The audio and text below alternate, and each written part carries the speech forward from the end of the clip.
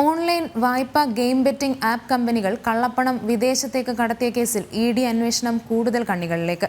കടലാസ് കമ്പനികളുടെ പേരിൽ കോടികൾ വിദേശത്തേക്ക് അയച്ച മലയാളികളെ കേന്ദ്രീകരിച്ചാണ് അന്വേഷണം. എറണാകുളം വൈപ്പിൻ സ്വദേശി റാഫേൽ ജെയിംസ് റൊസാരിയോ വർഗീസ് എന്നിവരെ ഇഡി ചോദ്യം ചെയ്തിരുന്നു. വൻ നികുതി വെട്ടിപ്പുകൾ വ്യക്തമായ കേസിൽ ആദായ നികുതി വകുപ്പ് അന്വേഷണത്തിനും സാധ്യത തെളിയുകയാണ്.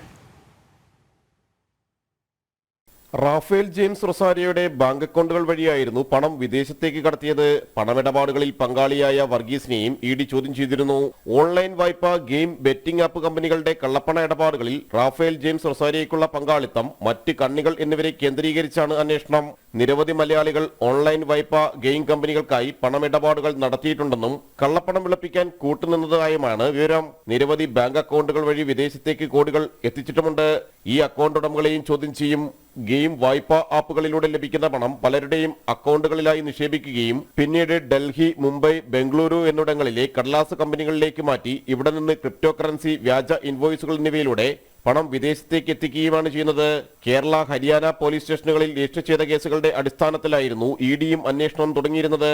കള്ളപ്പണക്കേസിൽ സിംഗപ്പൂർ ആസ്ഥാനമായ NIUM കമ്പനിയുടെ ഇന്ത്യയിലെ ബ്രാഞ്ചുകളിൽ റെയ്ഡ് നടത്തിയ ഇഡി ഉദ്യോഗസ്ഥർ നിരവധി രേഖകളും പിടിച്ചെടുത്തിട്ടുണ്ട്. നികുതി വെട്ടിപ്പുകളിൽ ആദായനീതി വകുപ്പ് അന്വേഷണത്തിനും സാധ്യത തെളിയുകയാണ്. ഇഡിക്കൊപ്പം ആദായനീതി വകുപ്പും കേസിന്റെ വിവരങ്ങൾ ശേഖരിക്കുന്നുണ്ട്. ജനം, കൊച്ചി.